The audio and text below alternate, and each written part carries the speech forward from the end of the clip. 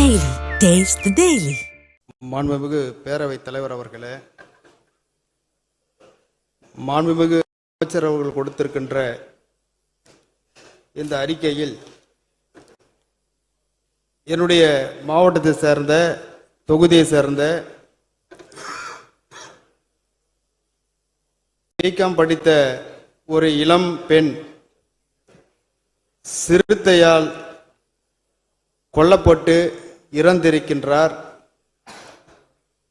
உடலும் கையும் காலம் தனித்தனியாக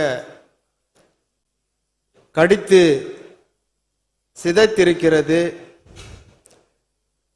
இது சம்பந்தமாக மாவட்ட ஆட்சியர், வனத்துறை அதிகாரிகள் அனைவரிடத்திலும் இந்த சம்பவத்தை எடுத்து சொல்லி பிறகு அந்த குழந்தையினுடைய பிணம் மருத்துவமனைக்கு செல்லுகின்ற போதுதான் வருகிறார்கள். இந்த மக்களை காப்பாற்றுவதற்கான எந்தவிதமான முன்னேற்பாடும் செய்யாத வனத்துறை அதிகாரிகள் தொடர்ந்து பலமுறை எடுத்து சொல்லியும் ஏதோ காரணங்களை சொல்லுகிறார்கள். ஆனால் தொடர்ந்து பணமடங்கி ஊராட்சியில் இருக்கின்ற ராமாபுரம் கிராமத்தில் ராஜமாணிக்கம் தகப்பனார்பை துரைசாமி என்பவரின் வீட்டின் அருகே கட்டி வைத்திருந்த 9 ஆடுகளை சிறுத்தை கவ்விச் சென்றது.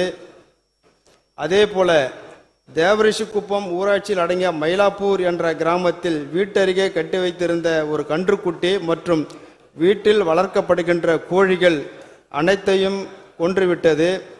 அதேபோல் ஒரு ஒற்றை யானை விவசாயிகள், குறிப்பாக வாழை, காய்கறிகள், தென்னைகள், மாஞ்செடிகள் போன்ற அனைத்து விவசாயிகளும் நாசப்படுத்துகிறது. மேலும் சிறுத்தை வீட்டில் வளர்க்கும் பிராணிகளையும் மனிதர்களையும் தாக்குகின்ற இந்த அச்சுறுத்தல் தொடர்ந்து இருப்பதால் அங்கே மக்கள் வாழ்வதற்கே அஞ்சுகிறார்கள். மக்கள் பலமுறை குடியாத்தம் வன அலுவலரிடம் மனு கொடுத்தும் முறையிட்டும் நடவடிக்கை இல்லை. யானையை காட்டுக்குள் விரட்டுவதற்கும் சிறுத்தையை பிடிப்பதற்கும் நடவடிக்கை எடுப்பதற்கு மாறாக வனத்துறையை சேர்ந்தவர்கள் கிராம மக்களுக்கு பொய் காரணங்களை கூறி திசை திருப்பி வருகிறார்கள்.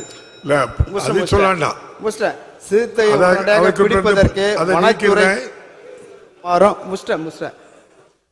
உத்தரவிடுமாறும் இறந்தவர் குடும்பத்திற்கு அரசின் உதவியும் அவரது குடும்பத்தில் ஒருவருக்கு அரசு வேலைவாய்ப்பும் வழங்கி உதவிடுமாறு புரட்சி பாரதம் கட்சியின் சார்பாக அரசினுடைய கவனத்தை ஈர்த்து அமர்கிறேன்.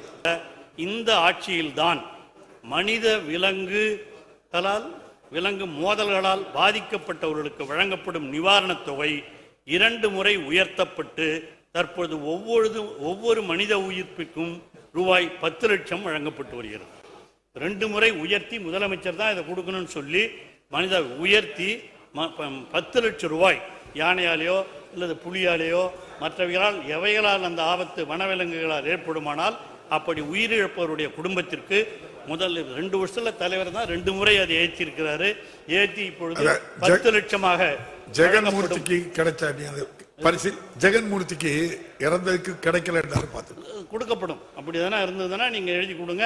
கண்டிப்பாக உயிரிழந்தது அதனால் என்ற நிலைமை வருமானால் 10 லட்சம் ரூபாய் நிதி முதலமைச்சரிடம் சொல்லி அது வழங்குவதற்கான ஏற்பாடுகள் செய்யப்படும்.